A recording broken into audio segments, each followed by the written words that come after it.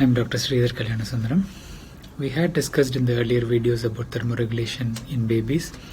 I'll give you a practical example. So we have a 25-week baby who is growth restricted.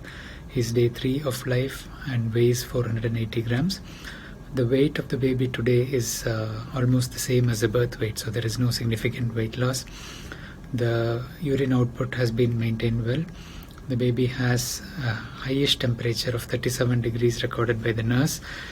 Baby is on servo mode at 36.8 degrees on the incubator, and the humidity is kept at 90% because the baby is below 500 grams. So how would you approach this situation? So the sodium of the baby on the blood gas is 138 now. So the baby has no signs of hypernatremia. The weight has not gone down, and the temperature is higher than you would expect for such a small baby. There are no signs of infection. The baby is on antibiotic as you would consider in these stages. So firstly, we know that the baby is on servo mode, so the temperature fluctuates related to handling and it may always overshoot. That's why I suggest changing to the air mode once the baby is stable for 2 days or so.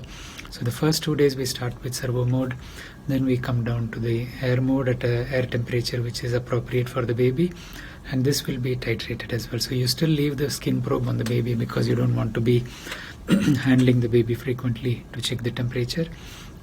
You then monitor the temperature each time you make a change. Don't make a dramatic change. If the baby was overheating at 35.5 air temperature, you drop the air temperature by 0.5 degrees Celsius. You shouldn't do it by 1 to 2 degrees because that will be too big a change. The other factor to consider in this baby is whether we need the humidity at 90%, because this is a IUGR baby and we're showing signs that there is not much insensible loss. It's a good thing, and the skin conification is not bad. So we can start dropping the humidity. So we change the baby to the air mode. We reduce the humidity from 90% to 80%. And on the air mode, the temperature was starting at 35 degrees, which we dropped to 34.5 and 34.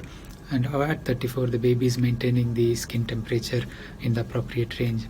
So this is just a quick example of the different factors to consider. I know each unit has guidelines to wean humidity.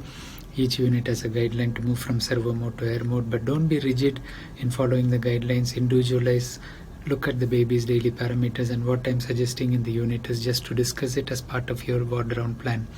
What temperature settings we are on, can we do anything, because it affects the weight gain of the baby, it affects the clinical stability. So it's not a minor thing that only the nurses should look after. I request all physicians to look into this as well. I hope this small example is helpful. Please share.